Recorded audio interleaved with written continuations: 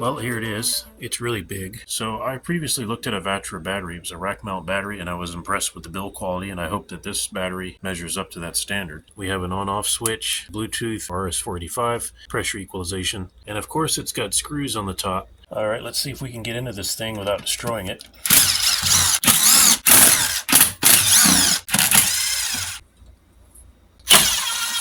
Hopefully I don't short something out.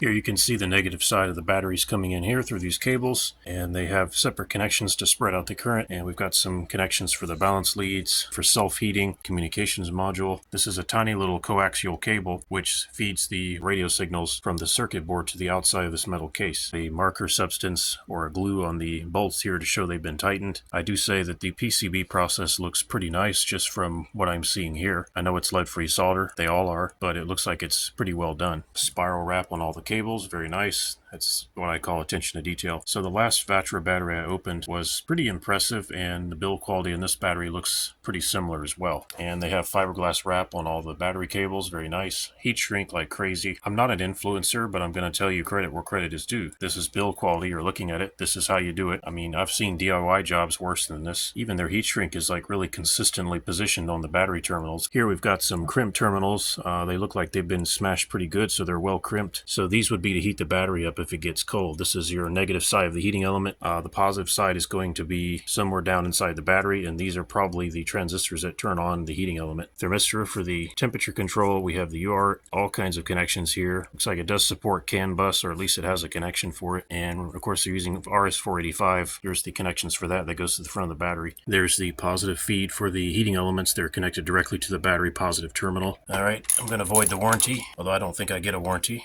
Make sure I don't short something out. There we go. Yeah, this is very similar to the last Vatrer rack mount battery that I looked at. And I will now wrap the BMS in some towels here to make sure I don't accidentally cause fireworks, which I've been known for doing. Go ahead and take some of these cables off because they're in the way.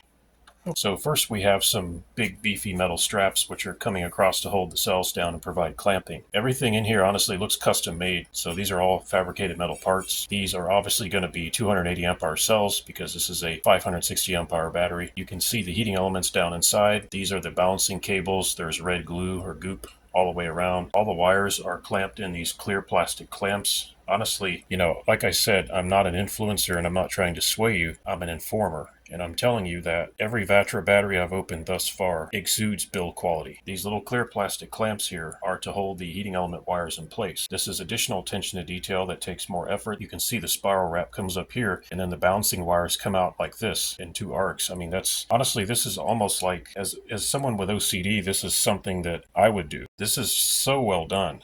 They've got tape on everything. They've got glue. So yeah, this is an expensive battery, but I mean, look at what you're getting. If I paid full price, retail price for this battery, which I did not, I wouldn't feel bad about it. As long as it has the capacity that they advertise, I wouldn't have a problem with it. This is good. This is very well done. In the engineer's mindset, I'm looking for problems here, and I'm looking for, failure modes, things that can go wrong. I don't see a whole lot of anything, not mechanically, not physically. I'm going to give credit where credit is due. So these bus bars here appear to be aluminum alloy, which is perfectly fine. The only issue is how thick are they, and I would say that they are thick enough. Given the fact that these bus bars are very short, they only have to make a hop from terminal to terminal. They appear to be about 3 millimeters thick. I can see that these battery straps can be removed, but I don't know what I'm going to gain from removing those, and I don't want to mess up their unbelievable wiring job that they did. I can't find anything wrong with it. Character is what you do when no one's looking. Most customers will never open up the battery and they'll never see this part of the battery, and they're never going to see the build quality. While I'm looking at all this, I'm keeping the price in mind. It's not a cheap battery. If I pay a premium price for a battery, this is exactly the minimum level of build quality I want to see. So I gotta say, Vatrer did a decent job here as far as build quality, as far as physical assembly of the product.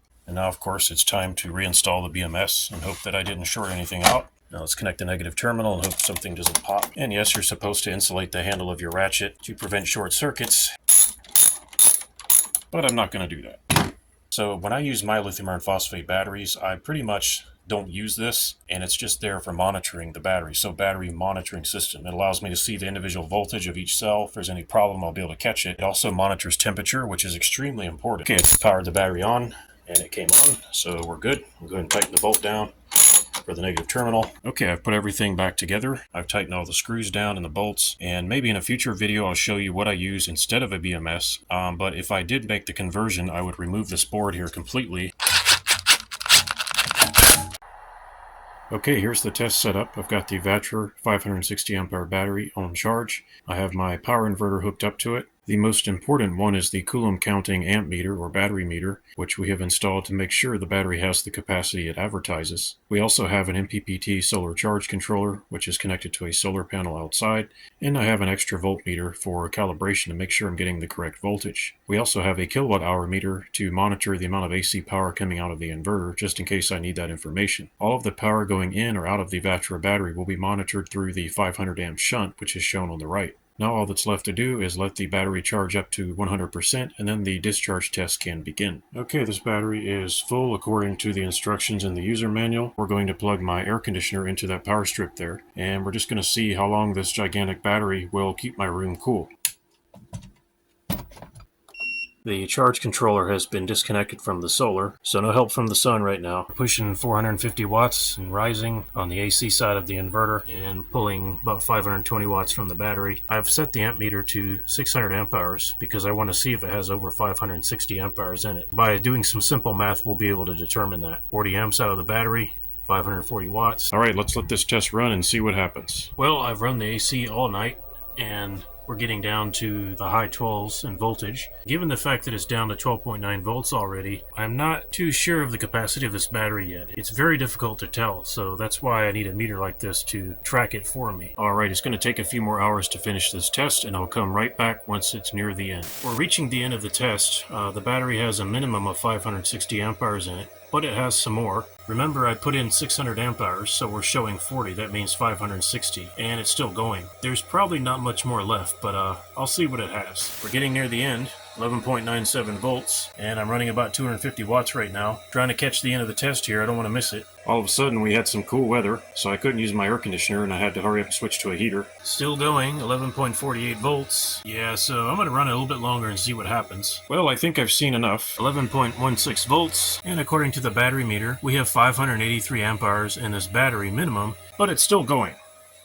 So I could probably squeeze a couple more amp hours out of it, but I don't see the point. The 560 amp hour Vatrer RV battery has a minimum of 583 amp hours in it without running it absolutely completely flat dead. Now, I've tested a lot of batteries on and off camera. At least 2 batteries from 2 different manufacturers barely met the rated spec on the label. If a battery only barely meets its label rating, I start asking how much does it cost. That's really all I care about. If the price is right, I don't care. This battery has a premium price tag, so I do care. So I do expect some extra amp hour in there somewhere. So at 583 amp hour, this battery has passed my test. I don't have any complaints with it. So my only other questions are, what is the longevity like? This test took 3 days to complete because it just took a really long time to run this battery down. In summary, this battery has more than its rated capacity by quite a margin, and that's a good thing. Based on the performance in this test so far, yes, I can recommend this Vatrer 560 amp hour RV battery. I kind of like it, and I think I'm going to use it in a project that I have in mind. Just a reminder that I don't take affiliate sales commissions. I left a link in the description that was provided by Vatrer. Thanks for watching this video, folks, and I'll see you next time.